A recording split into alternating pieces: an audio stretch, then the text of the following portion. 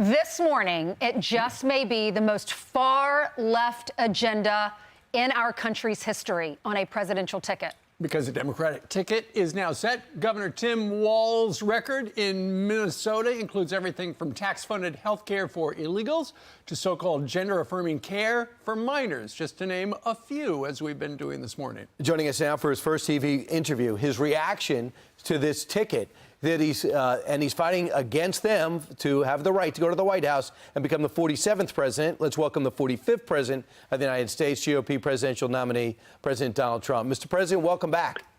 Thank you very much. So, thank you. Your reaction to Governor Tim Walz joining Kamala Harris to go against you and J.D. Vance?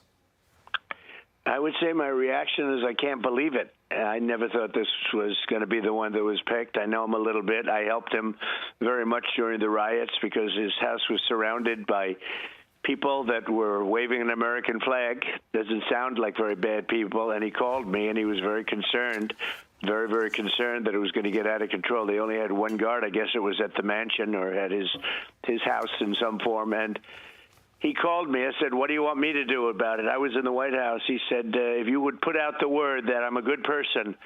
And I did. I put out the word. I said, he's a good person. I hope everything's good. And everybody put down their flags and took their flags with them. But they took their American flags and their MAGA flags and they left. It was thousands of people. And that was the first time I said, wow, that's very interesting. And he called me back and he thanked me very much. That's my only thing I ever had to do with him. He's a very, very liberal man, and he's a shocking pick, and I'm thrilled. I could not be more thrilled. Yeah, I mean, when they selected him, it's really a gift for you because this election is all about the issues, and all of y'all have records. You've been the president. We know where the economy stood. We know what your record is. We know what Kamala Harris's record is, and we know what his record is, and they are extremely progressive.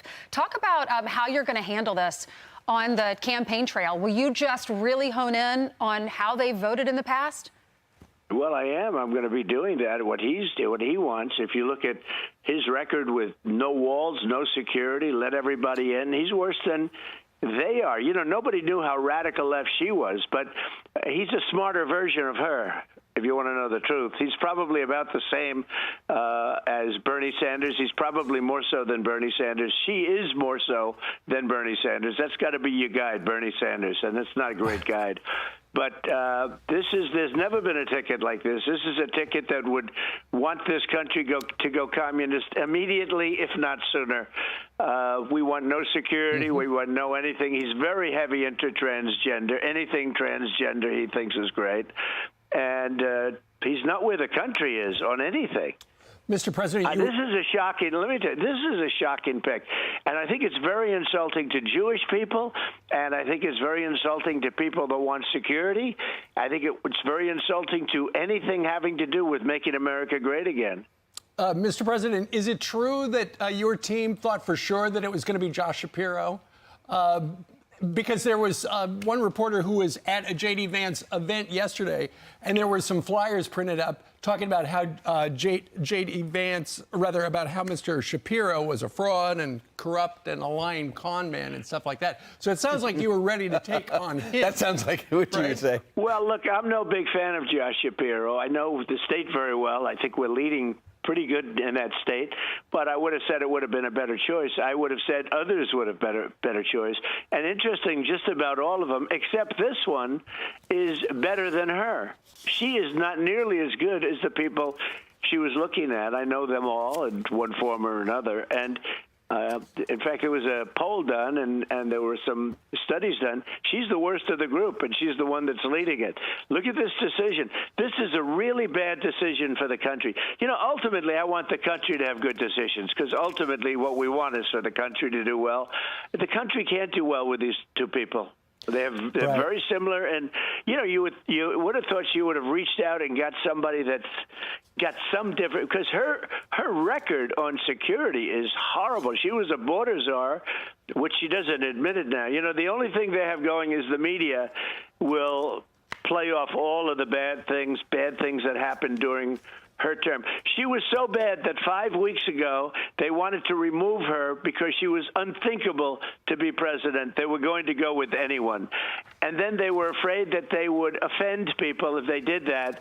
And all of a sudden, inch by inch, and then she ends up taking over. Now the same press that thought she was the worst vice president in history, which is true, going along with the worst president in history. And he went down after the debate, and there was nothing much they could do. They tried to come back. Then they brought her in, and everybody said, it'll never be her. She's so bad. She's incompetent. And after they studied it a little bit, they realized it's not going to be so easy to do. So they say, well, look, the press is going to do whatever we want because the press is a rigged deal. The press is the media, outside of you people, of course, but the media is so they're trying to build her up to the next Margaret Thatcher liberal version, and I don't believe it's going to happen. I hear she's hasn't taken one interview. She would never do an interview like this. That I can guarantee with any network. She doesn't do interviews because she can't answer questions. I don't know how she debates. I heard she's sort of a nasty person, but not a good good debater. But we'll see because we'll be debating her, I guess, in the pretty near future. It's going to be announced fairly soon, but we'll be debating her. I'd like to see it on Fox, by the way. I would like to see it. My preference would be Fox, but we have to debate. Do you have an announcement, Mr. Are you working stuff out behind the scenes? Because we haven't heard about it yet. No, but I can tell you every network loves me very much right now. They love me very much. I've never been so loved by CBS and by ABC fake news.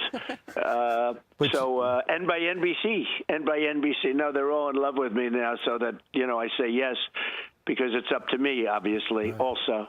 But on the debate, the most important thing is we get debate. I think debates are very important, and I think she'll be exposed just like Biden was exposed. Nobody knew Biden was that bad, and then he was exposed during the debate, and they tried to have a series of comebacks after that, and they didn't work out too well, and they viciously overthrew him. I mean, he was overthrown in it, using every trick in the book. They overthrew him. It was pretty amazing, actually, to watch.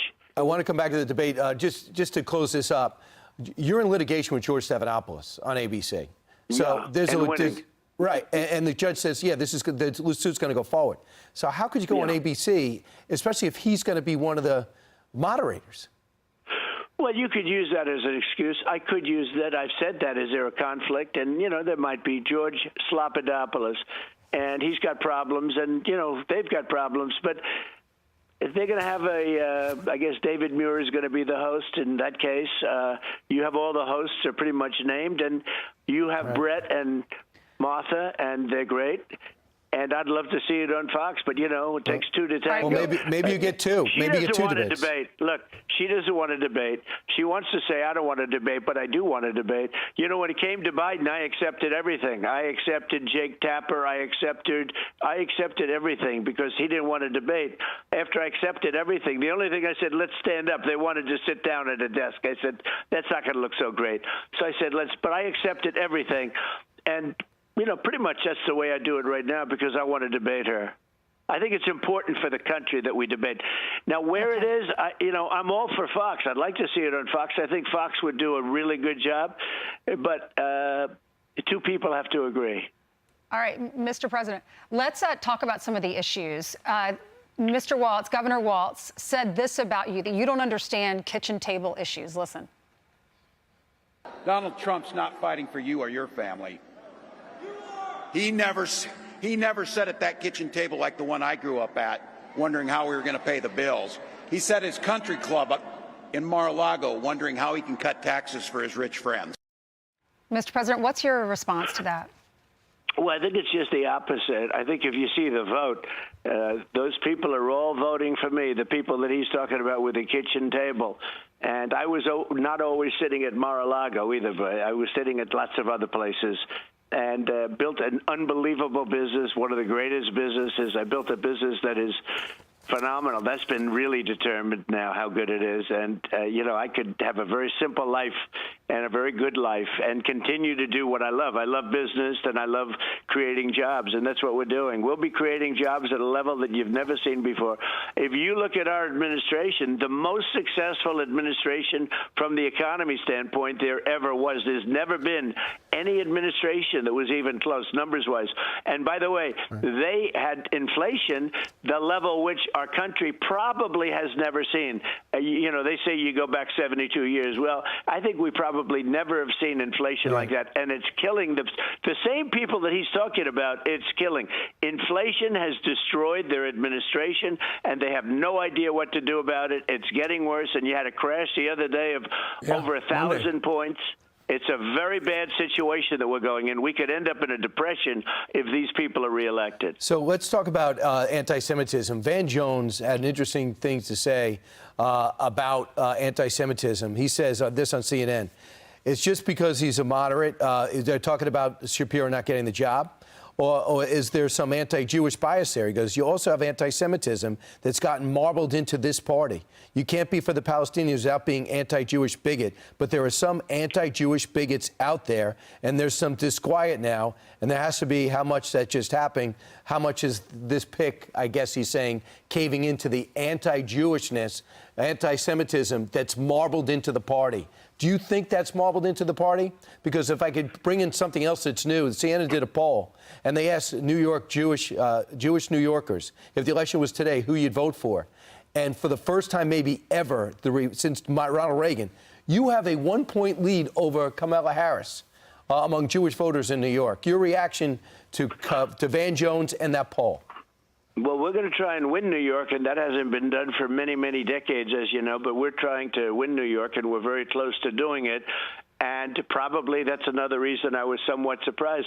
I think that any Jewish person who votes for a Democrat, or in this case, these people, but who votes for a Democrat, should have their head examined.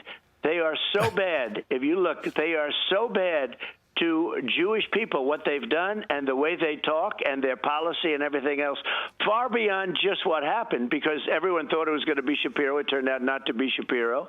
I have very little doubt that it was, you know, not for the reason we're talking about. It was because of the fact that he's Jewish and they think they're going to offend somebody else. And you wouldn't feel very comfortable if you're in Israel right now with this team. This is the worst team ever assembled for a Jewish person or for Israel, either one. The worst team ever assembled. This is a team that will not be there. And I think I'm going to get a tremendous amount of Jewish votes. I think I was doing fine there, but I think it's a big difference. Traditionally, Jewish people vote for Democrats, but you know, we won last time. We won Miami. We won areas that nobody's ever won before with Jewish people. But when he didn't pick Shapiro, and I don't think Shapiro was the second best person or the third. I think there were other people better than him. I know them all. And, you know, so, but I was shocked when it came down to the final two that he didn't pick Shapiro. I was very surprised. Mr. President, here's another soundbite of the current vice president talking about, you know, on her watch with Joe Biden, things are just absolutely great, right? Watch. In Pennsylvania, we fight for a future with affordable housing, affordable health care, affordable child care, paid leave. We fight for a future where we bring down prices that are still too high and lower the cost of living for America's families. Okay, so there, you know, she is co-pilot to Joe Biden. So while inflation and prices have been through the roof during their administration, now she's trying to put on a happy face about how we're going to turn it all around. Mr. President, I'm sure you've seen over the last week or so, her team has been leaking to the New York Times. You know, all those things we used to stand for, we're not for them anymore because we've adopted all new policies. That's probably one of the reasons why she has not appeared on television. And so she's trying to appear more moderate to appeal to people in the middle, and she's getting away with it. The honeymoon for Kamala Harris, it must drive you crazy because it's still going on. Yeah. It does, and there's only one thing, because she's just talking about Pennsylvania. No fracking. That means your energy prices are going to go through the roof, but that means Pennsylvania's going to lose 500,000 jobs. More important than the 500,000 jobs, they're going to lose tremendous streams of money. She wants no fracking, and she wants no fracking. She's trying to say now that she wants, she's gone through every single thing that was a horror show, and she disavows it now. She disavows the no fracking. If she does no fracking, and she will 100% do it. One thing I've learned about politicians, and you people knew it maybe before me, but I've known it for a long time, their first thought is the thought that they end up doing. She's for no fracking. She's for defund the police. She was the original defunder of the police. She was the original no cash bail, cashless bail, which has caused havoc. And look at how she's destroyed San Francisco. She started it out as the DA in San Francisco with policies that were so bad. It's a crime-ridden place. It went to the greatest city in America. It's a crime-ridden place right now. It's not livable. You can't even live there. And then she went to Attorney General. She's destroyed California. Her and Gavin Newsom have absolutely destroyed California. And what a shame. What a beautiful place it was. But it's not beautiful anymore. She cannot get away, because if she does this to America, every one of us are going to either be leaving or we're going to be living like dogs. Our whole country, our whole system is going to collapse. Even the talk about her has driven the stock market down. Yeah. When the stock market goes down, when you see it go down, that's because she gets a decent poll number. She gets bounces in a poll, the market goes down. The stock market will collapse like in 1929 if they're elected. We know people are pulling a lot of their money out. If you looked at your 401k on Monday, you were in tears. You put on social media, Trump cash versus Kamala crash. And analysts are warning, even though there was a turnaround yesterday, the rebound doesn't mean the market meltdown is over. And when we go out to these diners, Mr. President, this is the number one issue: the economy, inflation, how it's affecting us. People can't retire right now because they're losing their money. The other issue is the border. And you have Tim Walz, who said that if you build this wall that's 25 feet, he wants a ladder factory where he sells ladders or gives ladders to the illegal immigrants that are 30 feet so they can climb the wall. He wants to pay for illegals' health care, just like Kamala Harris does, their tuition, and give them driver's license. He actually signed that into legislation in his state. And he supports to make Minnesota a sanctuary state. So talk about, it is now, talk about the economy, what you're going to do for the economy, and what you're going to do for the border. The first thing we're going to do is we're going to drill, baby, drill. And then number two, and I can do lots of things on the first day. It's not one thing or two things or four things. We're going to do lots of things on the first day. But we're going to close up the border. We're going to let people come in, but they have to come in legally.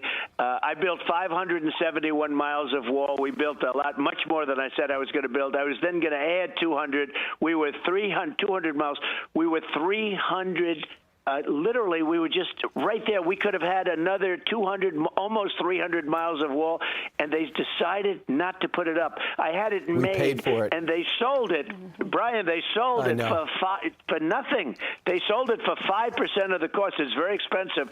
That wall is exactly what Border Patrol wanted. Wasn't my preference. I had a different wall. I had the most gorgeous wall you've ever seen, but they had to have steel, concrete, and rebar. And that's what it is. Inside that steel is concrete. Inside that is rebar. They needed a certain wall, high tech. It's very high tech. It's all wired for cameras, for everything.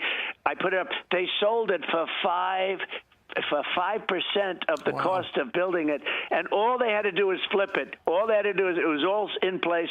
We would have had 200 miles additionally in. The wall would have been unbelievable. And by the way, walls work. You've heard me say two things work. Everything's obsolete, but two things work: walls and wheels. They'll never change. Walls and wheels. Everything else is obsolete. Running for vice president now. Mr. President, we know you dodged an assassination attempt, and we still look at the footage and can't believe, and we're so thankful. The whole country is, even if they're voting for you or not. But then there's this story about Asif Murshant. He's 46 years old. He's in New York City. He's got Pakistani family and a Tehran family. It looks like he was trying to meet with a hitman. Thankfully, the FBI had infiltrated to assassinate you. Your thoughts about this devious plot? Well, I'll tell you this. I'm in a very dangerous business. Being president is a dangerous thing. And And especially when you're an active president, when you're somebody that wants to make our country secure, when you want to build a strong military. I rebuilt our entire military. I mean, we gave a lot of it away to Afghanistan, which is like shocking. That was, by the way, the Afghanistan, when we showed that gross incompetence in Afghanistan, I was getting out, but we were getting out with tremendous dignity and strength. We were the boss. We were going to keep Bagram. If you remember, we were going to keep Bagram because it's literally 1 hour from where China makes its nuclear weapons. They gave Bagram, and China has now assumed control of Bagram, and nobody wants to tell you that. We were going to keep Bagram. But the Afghanistan move was so bad. I think it was the lowest point in the history of our country. It was an embarrassment, the worst time in the history of our country in terms of that. And we gave that up. It was like the most horrible thing. And that gave Putin the feeling that, wow, these people are incompetent. I can go into Ukraine. And frankly, as you know, under me, Iran was broke. There was no Hamas threat. There was no Hezbollah And Mr. threat. President, also, Kamala Harris was the last one in the room when Joe Biden signed off on that. Meanwhile, one of your favorite people, Lawrence Jones, is live in Sturgis. Lawrence, take it away. Good. You have Thank some you. people that have some questions for you. I love that. Mr. President, how you doing, Lawrence? Mr. President? We're live from I'm doing Sturgis. good. Say hello to so the people have some questions for you, Mr. President. I want to bring Thank in you. Brett. He was talking about he has his daughter, his grandchildren now living with him, and you're concerned about the economy. What is your question for the former president? So, Mr. President, I appreciate you giving our time here.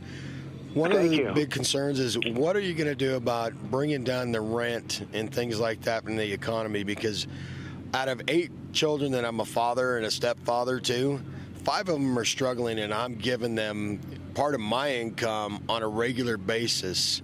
How are you going to make the economy not just the the food and electricity, but bring down the rent prices, the housing prices, so that these kids can survive and without their parents' help? Such a good question, Mr. President. You're right. I hear it very well. And I tell you, first of all, I love the people that you're with. I know that I must have at least 99, perhaps 100% of all of them. And I think they're incredible. We are going to drill, baby, drill. We're going to bring down the cost of energy. Energy is what caused the worst inflation, I think, in the history of our country. Food prices are up 50%, sometimes more. You look at bacon. Bacon is quadrupled. You can't order bacon. You can't order anything. We're living horribly. We have the worst inflation we've probably ever had in our country, and it started because of energy. We're going to drill, baby, drill, and then we're going to have China and all of these countries that were treating us good when I was there toward that. I mean, it took me a long time to get them to behave properly. All of these countries are going to, again, stop. Like 4 years ago, I could ask you, you were in great shape. You had low energy costs. You had low food costs. Everything was good. You could buy a house. You had low interest rates, 2% interest rates. You had gasoline at $1.87. Now it's $5. And by the way, going up very substantially. But you had gasoline at $1.87 a gallon. Nobody talks about that anymore. Nobody even can believe it's going to happen. It's going to happen again. We've got to get the energy prices down, and everything else is going to be tumbling down with it, the prices, because what Biden has done to the economy is so horrible, and what he's done to inflation in our country is just very destructive. Mr. President, it's the perfect segue. It's the perfect transition, Mr. President, because I met Linda at the airport yesterday, and when I talked to her and I said, what is the number one concern? She's concerned about Kamala Harris and her energy policy. What is your question for the former president? Mr. President, what can we do to achieve a permanent, long-term energy solution to keep us energy independent? Such a great question. Mr. President? It's a great question. It's such an important question. And look, we're run by people that are not smart people, okay? Not smart people. We have more liquid gold, you've heard me say this a million times, under our feet than any other country. Russia, Saudi Arabia, you can add them all up. We have more than anybody. We were energy independent 4 years ago, and now we're begging Venezuela for oil. Venezuela, they don't even have oil. They have tar. You have to take tar, and you have to refine it. It's a terrible process. We have the best, the most beautiful, the best, highest quality oil under our feet. Texas and numerous other places. We have the best stuff. We don't use it because Biden he talks about the environment. You know, it's amazing. They talk about the environment, and yet we refine the Venezuelan tar, okay? We refine it, and it goes up into our air. It's done in Houston, the only plant that can do it. We are going to bring the energy costs down. Everything else is going to be tumbling, and we don't need energy from any other country. We have to fill up the strategic reserves again. It's down. It's the lowest number it's ever been. He's using the strategic reserves, which is meant for military, which is meant for war and very important things. He's using it to try and keep gasoline prices down, and we can't allow that to happen. We have to fill up the strategic. I was filling that up at levels that they've never seen before. We have to fill up the strategic reserves immediately. We can't let people use that to fill the car. We will have the energy prices to a point where they're as low or lower than they were 4 years ago. Yep. But remember, I had you down to $1.87 a gallon, and that was beautiful. They were good times. Thank you. Mr. President, it was a good time. I drive a big truck, so I remember that. Got one last question for you. A lot of folks here talking about Social Security, and this gentleman has a question on that point. Yeah, Mr. President, a lot of seniors, their only income is Social Security. Last year, they had adjustable income of 1.2%. Meanwhile, inflation was probably 7% or higher. How about making it mandatory, whatever inflation is, that would be the income for the Social Security instead of this 1.2% pathetic adjustment? Mr. President? I got it. It's a great question. We can do a lot of things to help the people. People on Social Security are being killed. And one of the things I'm doing is no tax for seniors on Social Security, and I'll get it done quickly. No tax for seniors on Social Security. And for all your waiters and waitresses and everybody else out there, drivers, we're not going to have any tax on tips. No tax on tips. Remember that. No tax on tips. But we're going to have no tax for seniors on Social Security, and they are ruining. They're going to destroy Social Security because millions of people are coming onto our country, and they're putting them on Social Security. They're putting them on Medicare. They're putting them on all of our things. They're destroying it. They are destroying Social Security. We're going to make. And remember, I was there for 4 years. I didn't raise the age. They wanted to raise the age. They wanted lots of things. I said, no way. We left Social Security the way it was. Now we're doing no tax for seniors. You deserve that. We have plenty of other things. I told you about liquid gold. Yeah. We have more than anybody else. We don't have to do that. We don't have to hurt people on Social Security. So we are going to do no tax for seniors on Social Security, and also no tax on tips for the waiters that are standing right next to you.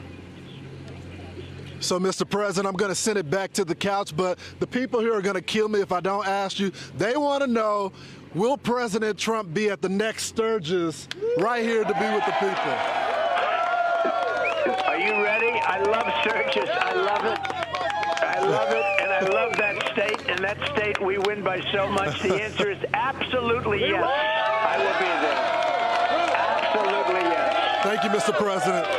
Thank you, Lawrence. Thank you, Mr. President. Back to the couch. That is exactly what they wanted to hear. Lawrence and Sturgis, very nicely done. And Mr. President, thank you very much for taking a half an hour to chat with us today. Well, thank you. It was great fun. Thank you very much. I'll talk to you soon. All right.